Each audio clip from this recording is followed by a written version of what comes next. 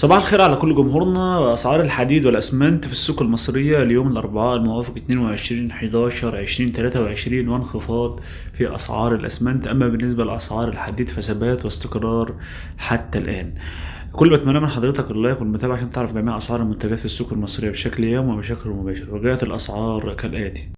ونبدأ مع حضراتكم بأسعار الحديد. وجاء حديد عز ب42,000 جنيه، حديد المصريين ب39,000 جنيه، حديد بشاي 41,000 جنيه، حديد العتال 38,000 جنيه، حديد عطية 38,000، حديد سرحان 37,000، حديد المراكبي 37,000، حديد الكومي 37,000، حديد المعادي 37,000، حديد العشري 37,000 جنيه.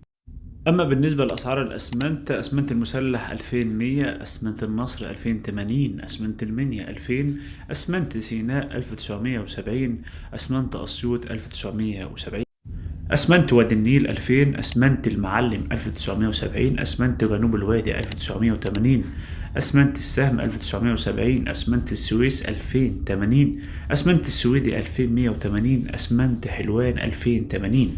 وبكده كنا قدمت لحضراتكم أسعار الحديد والأسمنت في السوق المصرية، ودي أسعار الشركات وأرض المصنع، وأقل كمية بتكون 30 طن. كل ما أتمنى من حضرتك اللايك والمتابعة، ودمتم في أمان الله ورعايته.